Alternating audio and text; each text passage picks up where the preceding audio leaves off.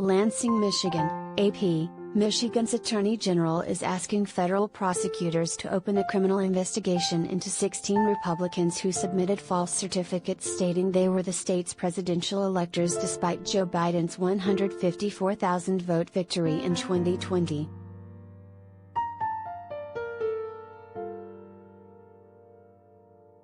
Dana Nessel, a Democrat, disclosed Thursday that her office had been evaluating charges for nearly a year but decided to refer the matter to the U.S. Attorney in Western Michigan.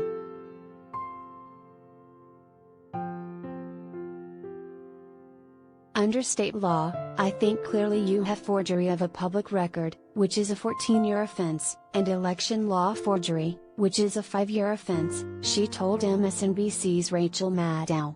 But the Justice Department, she said, is best suited to probe and potentially prosecute.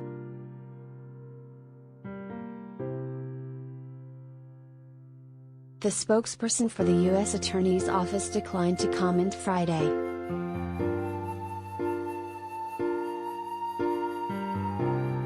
Nessel alleged a coordinated effort among Republican parties in several battleground states including Michigan to push so-called alternate slates of electors with fake documents. She said she wants federal authorities to make an evaluation for possible charges.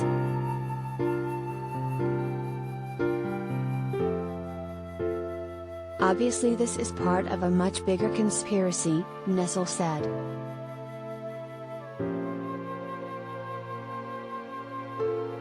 American Oversight, a watchdog group, last March obtained certificates submitted by Republicans in 7 states: Arizona, Georgia, Michigan, Nevada, New Mexico, Pennsylvania, and Wisconsin. New Mexico and Pennsylvania Republicans added a caveat saying it was done in case they were later recognized as duly elected, qualified electors.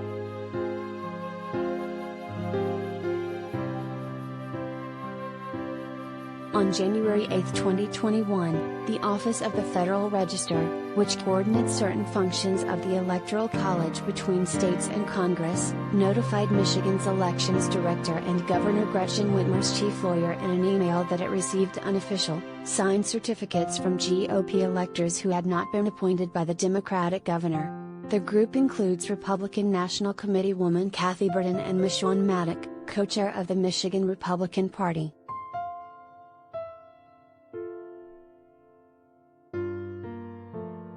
The Michigan GOP had no immediate comment.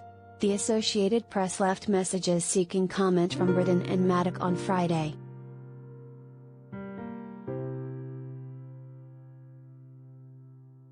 Democratic Secretary of State Jocelyn Benson's office last month gave the email to a U.S. House committee investigating the January 6 Capitol insurrection.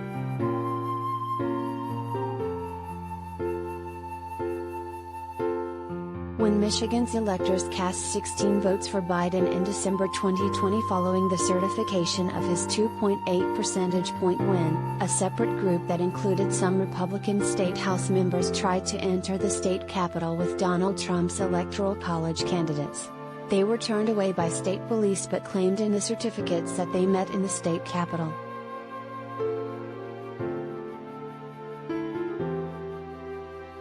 The invalid certificates also were mailed to the U.S. Senate, Benson, and the Federal Court for Western Michigan.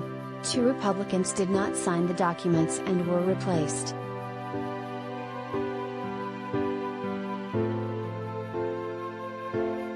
There are complaints pending in Wisconsin alleging that GOP electors in that swing state committed fraud by submitting the false paperwork. Biden won Wisconsin by just under 21,000 votes, a result that has withstood recounts, lawsuits and investigations into fraud.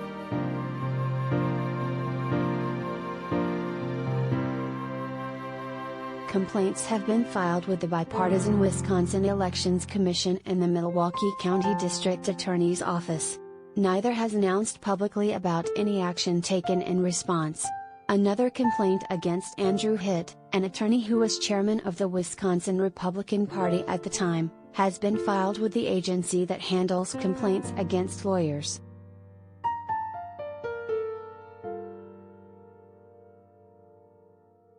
In Pennsylvania, Trump electors signed the documents in an office of a Republican marketing consultant 2 blocks from the state capitol. The state Republican Party said then that the Trump electors met at the request of the campaign and described it as a conditional vote.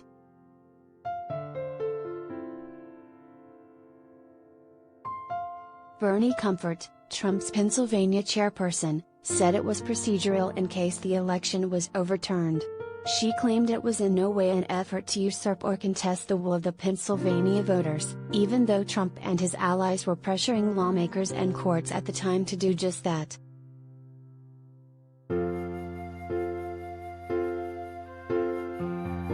Associated Press writers Scott Bauer in Madison, Wisconsin, and Mark Levy in Harrisburg, Pennsylvania, contributed.